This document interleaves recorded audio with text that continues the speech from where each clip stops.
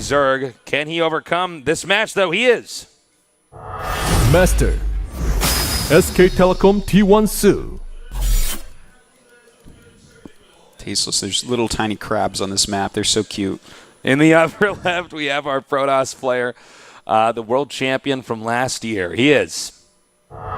Master, SK Telecom T1 Parting. Where are the crabs on this map?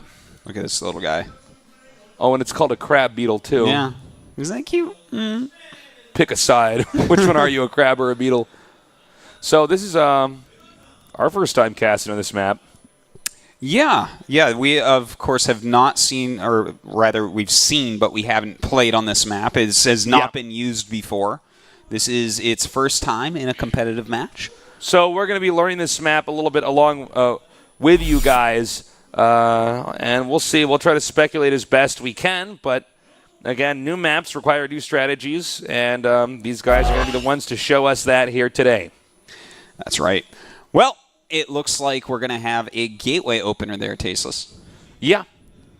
And as you can see here, there's a lot of locations on the map here. There's a little tunnel over here in the middle.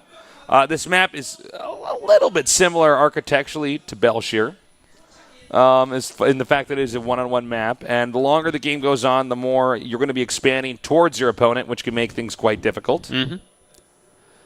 Well, looks like we're having some problems with the game sound. Hopefully we'll get that. I'm not getting any game sound in my headset, but that should be put on pretty soon here. There we go. Okay, it looks like we got that going on now. Mm-hmm. All right, so I'm actually super interested to see how this map plays out, Tasteless, because, you know, these maps, will they become mainstream maps? You know, well, that's the big question, right? I mean, like you know, you and I have not actually been able to play on this map yet, so you know, I don't have incredibly strong opinions about this map, but we'll see. I mean, I might after the end of today if I see a few games on this. Yeah. Well, you know, something very interesting is there's two expansions kind of behind the main base that have destructible rocks that you have to kill to get through, but they are only 1,000 hit point destructible rocks, but they do have armor 10, so you can't just kill them with Zerglings in 2 seconds, you know? Right. So that's a very interesting part of the map, because it feels to me like, well, they're kind of far away, but it's linear, so I wonder how well Terran is going to end up doing late game on this map when there's going to be like 4 bases that I don't think will be too hard to hold. Yeah, you know, it's going to be interesting. Also, speaking of which, Protoss, well, let's just say partying here, going to go for one of these newer builds we see here where he pushes out the mothership core to protect that. But we have some Zerglings coming in here now, hitting the probes. Yeah, it doesn't look like he'll actually end up getting any, nor should he.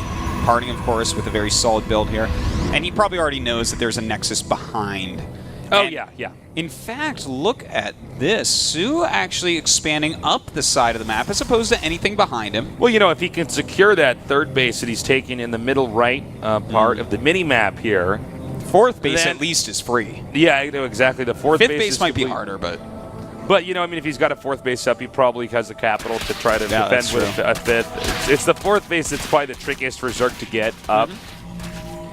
Now, Tasteless, we have a Robo on the way, and this is very rare to see just a Robo popping up right away. Normally you have a Stargate before it, or even a Twilight before it is more common than just a Robo. But I am wondering, because we've seen a little bit. For instance, Jongbi was using some pretty quick Robo builds. Right.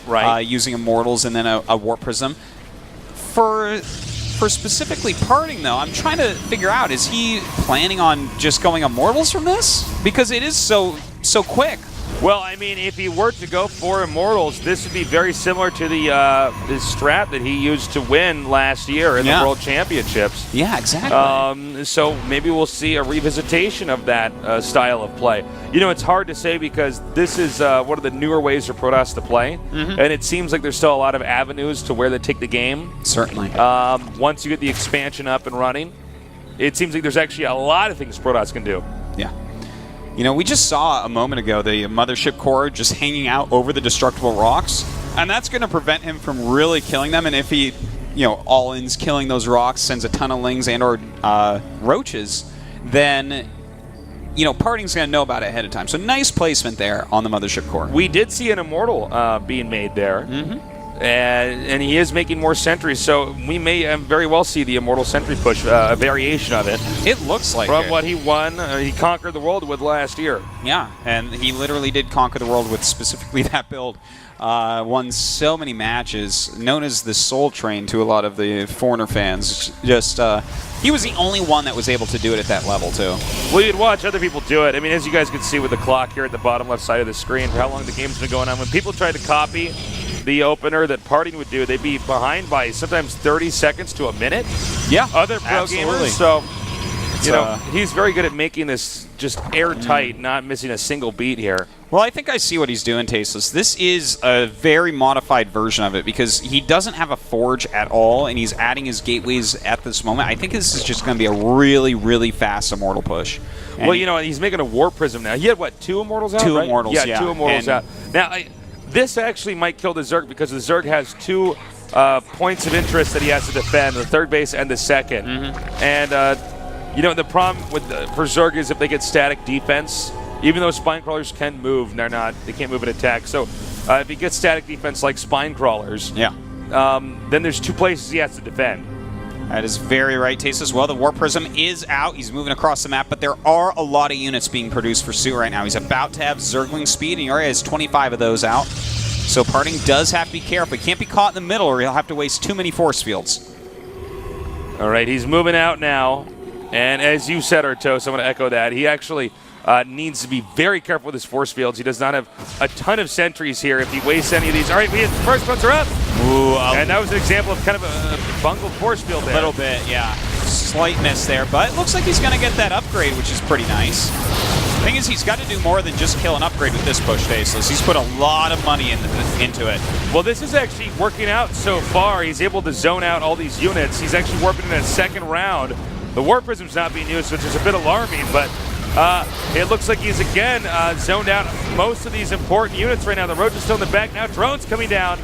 But it looks like the Zealots here are going to be very helpful in this position. Yeah, they certainly are, but everything else getting surrounded. It looks like maybe killed as well. The Warp Prism is coming. It's a bit late. One Immortal goes down. Looks like the second one will fall too, and all the sentries as well. Parting with just Stalkers left. This is a terrible spot to be in. Yeah, this is really bad.